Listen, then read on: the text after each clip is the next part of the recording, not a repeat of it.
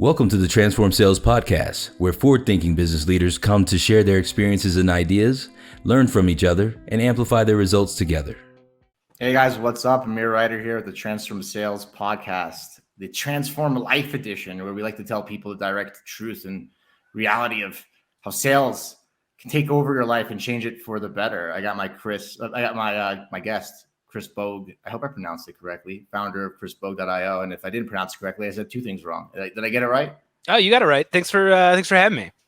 Anytime, man. Anytime. I know that we met in a community, which is all the buzz these days. So people are meeting each other. We quickly got in. I asked, I was like, whose life has been transformed by sales? And you raised your hand. So now here we are. But before we get into that, I'd love for you to maybe tell the audience and listeners a quick interesting fact about yourself that they might not know.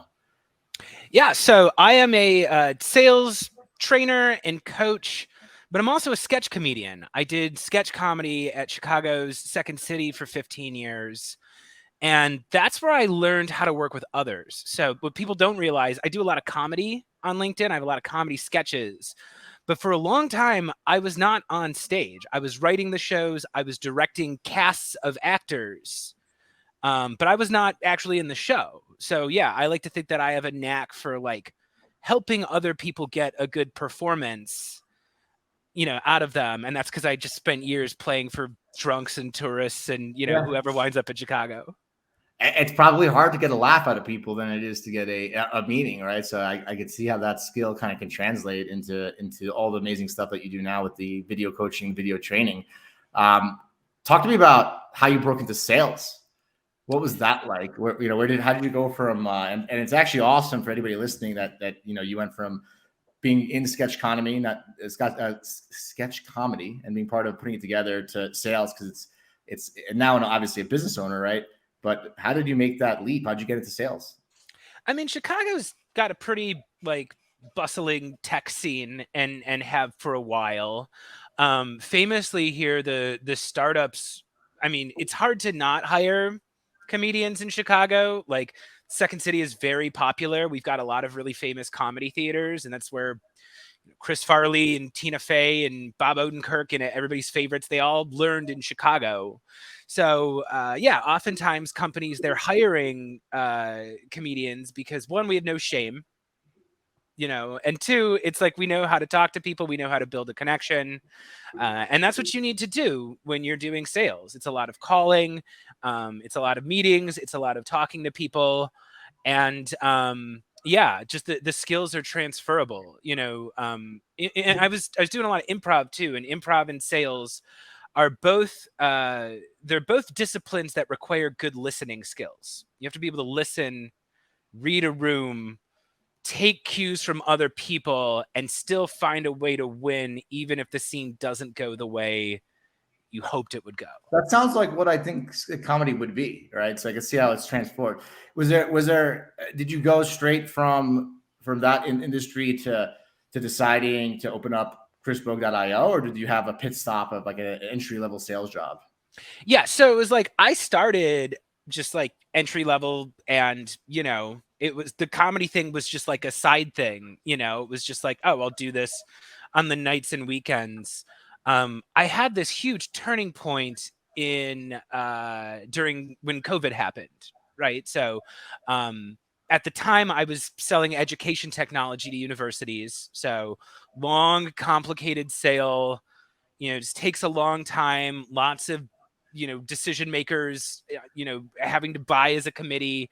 And all the three best ways I had to reach people were suddenly no longer available, right? That was call their office, visit them on campus, or visit an educational conference, right? So COVID happened, everyone's working from home. They are no longer in their office. All my trips got canceled, can't go to campus, can't go to conferences, still have to hit my quota. So I started getting on video, and I quickly realized that I was better at video than any of the other sellers on my team. They would take during this role. Just want to pause. Were you an SDR or are you an account executive, or what was? That was an AE. We had somebody we had SDRs setting meetings for us. You were a prospecting AE. That's what I wanted to hear. Yeah. So you were an AE that actually did the prospecting.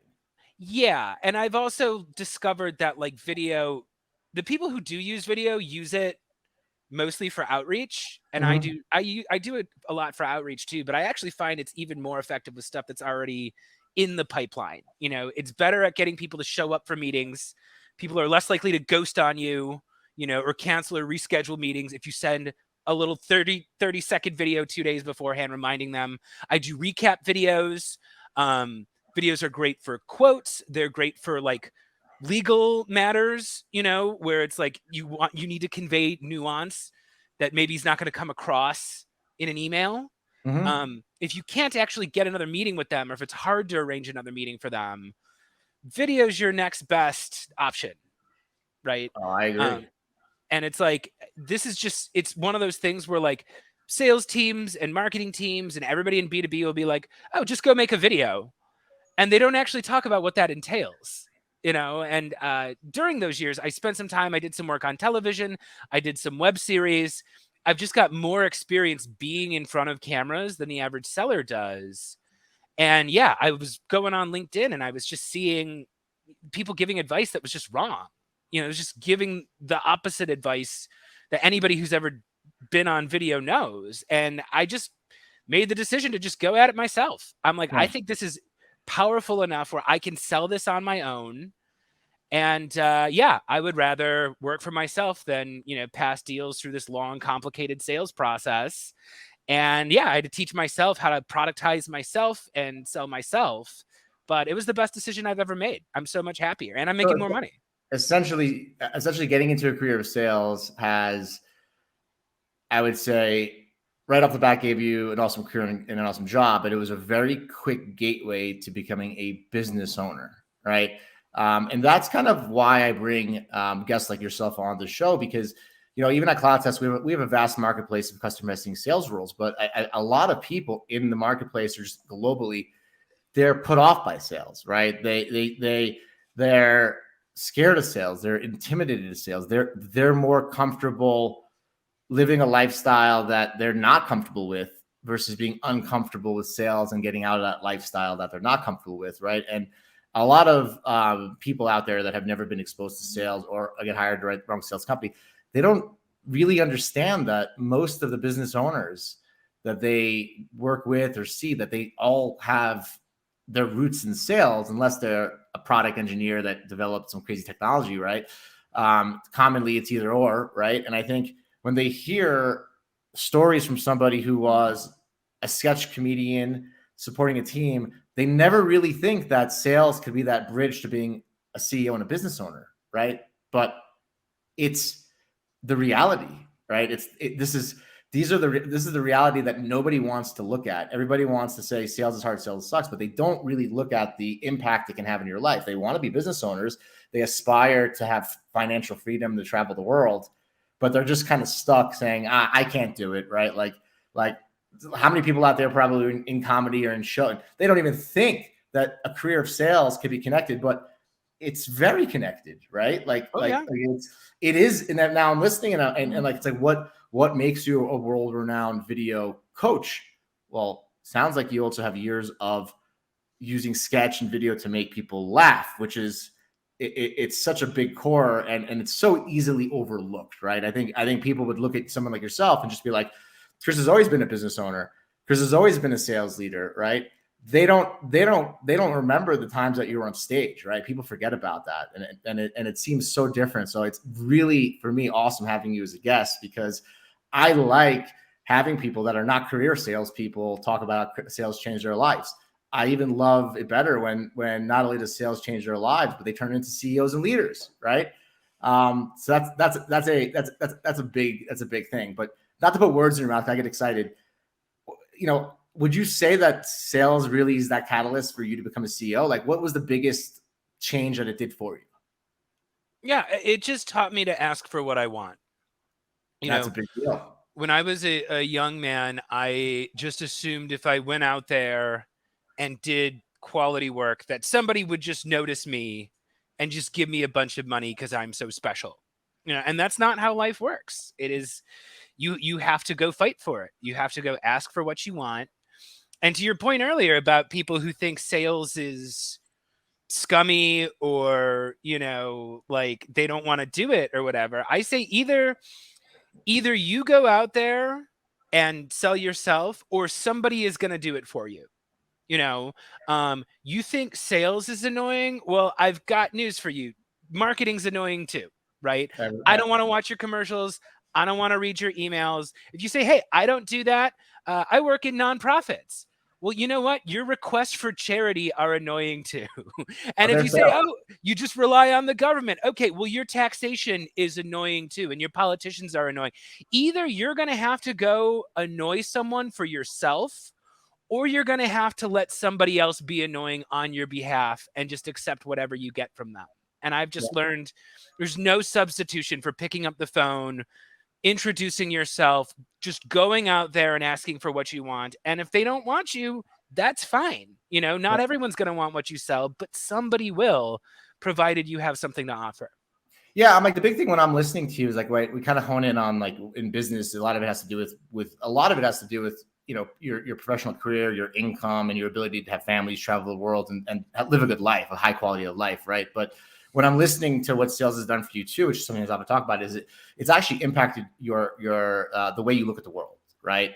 And it's showed you that in order to get the things that you want, you have to ask for it. And it sounds like such a simple idea, but to millions, it's not, right? I think millions of people are uncomfortable telling people what they want and where they want to get to, as if it's, you know, they're to be ashamed of wanting nice things or wanting a nice life, right? And I think that, you know, we forget to talk about that. Not only can sales transform your income, right, and affect your immediate lifestyle in the moment, but that mentality change that it can do to the way you see the world can also improve the way that you work with friends, family, your local government, how you raise your family, right? If you have a family, how you talk to your spouse or significant other, right? So it's like, it's a lot deeper than sales just transforming your pocket. It also can transform your ability to navigate the world we live in and socialize with people in a way that makes you feel comfortable to be who you are with the things you want in your life, right? That's kind of what I'm hearing is like the big thing that it did for you. Yeah, it's a mindset shift. And, you know, I do a lot of my stuff on LinkedIn. I make fun of LinkedIn, and I have a lot of fun with the sketch comedy on there, because I almost feel like there's something fundamentally dishonest about it, where it's like everybody's acting like we're not there for money. And I'm like, hey, this was literally the only social media platform that was built for self-promotion. Oh man, like, that is the purpose of it. It was made so you could put your resume up there and find a better job, showcase what you've done. And, like, you know, I do character work and I do a lot of funny stuff, but I'll just do bits where I just scream at, like, the audience, just like, I'm here because I want your money. Like, I want you to pay me. I can help you make more money.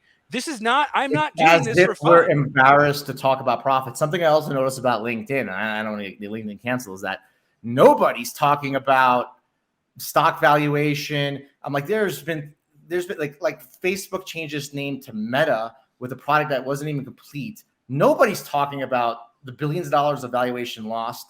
Then they did massive cuts, changed a lot of stuff, and they increased 100%. They doubled their market cap over the last 6 months. No one's talking about it on LinkedIn. So no one's talking about the biggest companies making and losing money, right? I did a post today about Bud Light and just seeing like what people thought about, like, that's, no one talks about it because they're afraid to talk about money. But all this stuff is about money. And I think it's not really about clout and followers on LinkedIn. It's about, like, how do we help each other make money?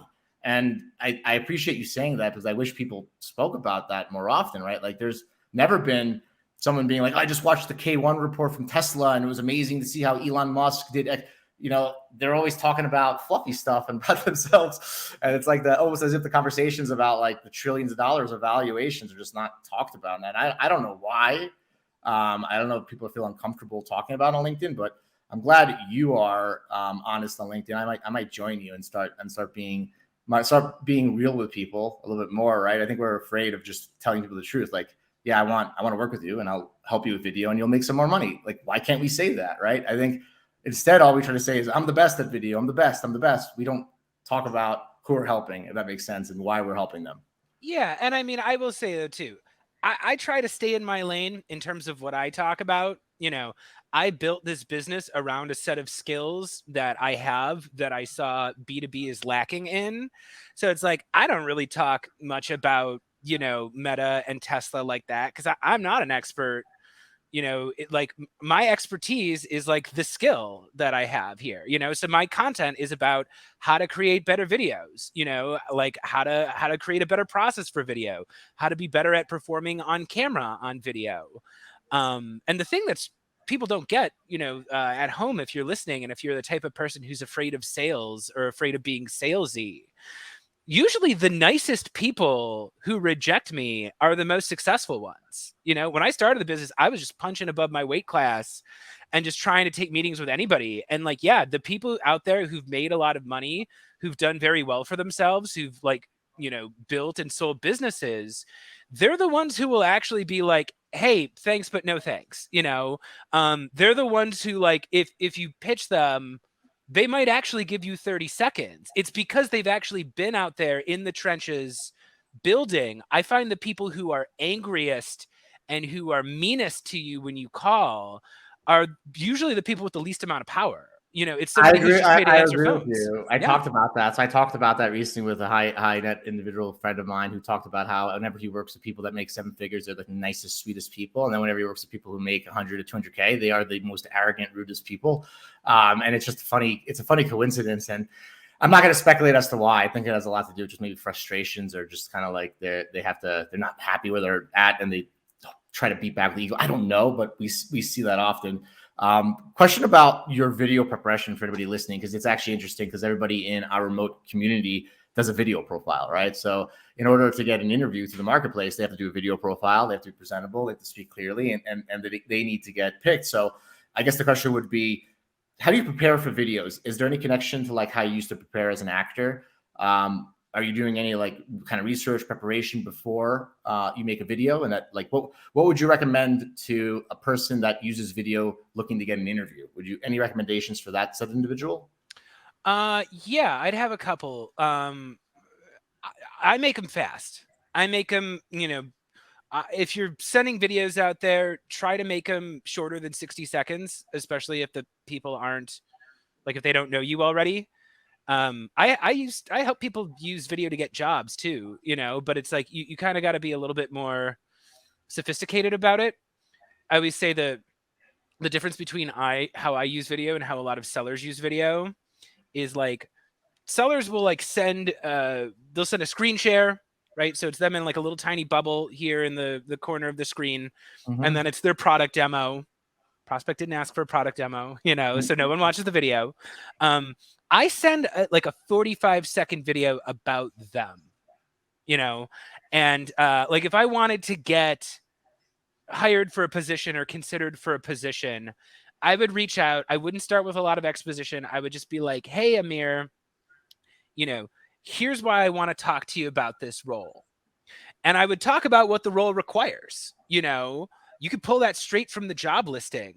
But I view it as, like, in B2B, if you're going to make a video in the sales process, even if that video is just me and my face, I actually think about it like a 2-person video, right? My prospect is actually the main character of the video, even though they're not there. I am the supporting character, right? And if I want to set a meeting with somebody, usually I'll build up a little bit of interest. Maybe that's through cold email, maybe that's through DMs, maybe that's through some, we have a conversation at an event or something. But then when I send that 45-second video, I'm using the word you a lot. I'd say, hey, Amir, I wanted to reach out with you because here's something I want you to think about. I know that you have this goal. I know your company prioritizes this. I see you out there working on this, and I see a lot of alignment between us. And I'd like to have a conversation with you because I do da-da-da. You mentioned 1 or 2 sentences, and that's it.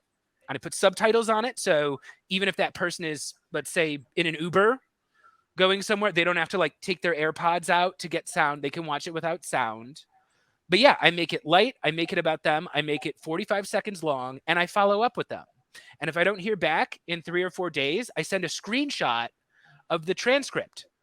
And I say, hey, Amir, I just realized maybe it's not convenient for you to watch a video. So here's the transcript. Let me know if you're open to chatting about this. And nobody in B2B is doing that. I'm going to start doing it. It's amazing. And the listeners are going to do it. And the people in our marketplace that are looking for a sales business to change their life are going to start doing it. So to recap, you recommend 45 seconds. Totally makes sense. We have short attention spans. Make it about them, not you. They are the protagonist. They are the main character, right? Which is totally awesome advice. Ensure that there's transcripts. Take the time, right? Lots of technology out there. I could put some links to a few technologies I use, like video.io, that will quickly put captions on it, right? And then after a few days, take the script and be polite and say, videos maybe not for you. Here's what I said in the video. That you just basically gave your secret sauce, and what percent of people are going to listen to it, right? 1%, right? So hopefully we can hammer it around, and it's like the secret's here. Chris Bogue's an expert. He just told you the secret. Who wants to listen to the secret? Well, I will, because I'm going to show you that I respect your career, and I don't need to do 20 plus years of, and I just pulled the number out of my hat, of working in sketch comedy and in video, owning a video company to I don't have to go refigure out the wheel. I just have to actually follow an expert and talk to him. So you're going to see me do some videos like that, just so I can. That's my way of saying thank you, of being a guest on the show. It's going to be to listen to you, right? Because I think people that give advice and really believe what they believe, I think the best way to say thank you to that person is to listen to them, right? No better thank you to that. Before we take off, because I'm listening to your advice, we got to keep the podcast time low, right? Because nobody wants an hour-long podcast, right? What is your best advice to somebody just wants to break into sales, right? Like somebody's like, I want to break into sales. I know it can change my life, but I'm scared. What's their best advice to that person? Like, there are complete morons who do quite well for themselves in sales. Yeah. It's like, it's not magic. You can go learn it. It's a skill. It's like any skill, if you like, you're going to have to start at the bottom somewhere. But like, just go learn from the people who are doing it well. Get very curious. Like, look at the people who are smashing their quotas. What kind of emails are they sending? What kind of questions are they asking, in a sales presentation? Like, how does their voice sound on a call? What are they doing with their tone of their voice? Like, this stuff is all out there. And I'm just a person who learns by doing. So it's like, you show me a sales playbook, I'm like, but if I can actually just observe somebody doing it at a high level, like anybody who's doing sales and they're in a good organization and they're constantly hitting their quotas, they're not doing it wildly different every time. Like, they've got a system down where they're pretty much running the same show every time. Yeah. Yeah. The secret to success. You look at Tony Robbins, he's probably been saying the same thing to some of the brightest, smartest people in the world for 30 years, right? So like, it's actually just simple. We all just need to start listening to each other, right? Because I think that's what makes humans great, is that we learn from each other. I'm like, that's the whole new phase, ChatGPT, right? I'm not going to get into that. Chris, this has been awesome. This has been one of our best shows, because I love your transparency, but I also love the fact that you came from a field that a lot of people wouldn't connect to sales, right? And I think that there's a lot of value in hearing that you could be in medical, you can be a guy who's going to be pre-med too, right? Like, people don't know that. It's a lot of value to know that you can literally move from an industry that you think is not connected to that industry. And I think it's also great that, like, you didn't talk about money, right? You talked about the change of the mindset it gave you, right? So I think it's also another thing to really focus on the fact that, money is one of the most important, not important things, right? I think it's no secret, right? If you don't have it, you need it for medical stuff, but it's not going to make you happy if you have too much. You really focused on how it sets you free mentally and how you could start asking for the things you want, which I'm like, imagine living a life of not being comfortable asking for the things you want, right? I don't know if that's a life that I would want to live. And I certainly know that, you changing your mindset, I could tell that it has a bigger effect than just your career, right? Anybody who wants to follow you, connect with you, learn from you, become an expert at video, where can they do that? And how can they reach out to you, Chris? Is it chrisbogue.io? Where can they get you? Yeah, so chrisbogue.io is where you can buy my course. I sell a digital course called The Complete Guide to Selling on Video. So it is start to finish video for every stage of your pipeline. It starts with on-camera performance. It moves into list building and targeting, a little bit of LinkedIn growth, and then filming, editing, and outbound for Gmail and LinkedIn. We cover captions, we cover thumbnails, all that good stuff. There's also comedy in it. Every module ends with a comedy sketch that pulls you into the next module. So if you want to check it out, chrisbogue.io is where you can get the course. You can also go ahead and follow me on LinkedIn. So I create content there all the time about sales, about video, about performing, about how to create content that's actually going to drive revenue to your business. So go ahead and send me a connection request on LinkedIn. My name is Chris Bogue, spelled Bogue. And you can also listen to my podcast. So I have a podcast called Chris Sells His Soul. It is conversations about how you can use your creativity in sales and marketing and how you can better sell yourself and better use your creative skills in business. So you can check that out wherever you get podcasts. It's Chris Sells His Soul. I'd love to guest one day if you'd be on, if you'd let me be on. And then I'd also love to list you on our marketplace at academy.clotest.com. That's a separate conversation because we are a marketplace, and I'd love to have your expertise listed there too. Everybody, thank you for tuning in to this Transform Sales Podcast, Transform Life Edition. Chris, appreciate you, and thank you for helping the community. Thanks for having me. Likewise. Take care.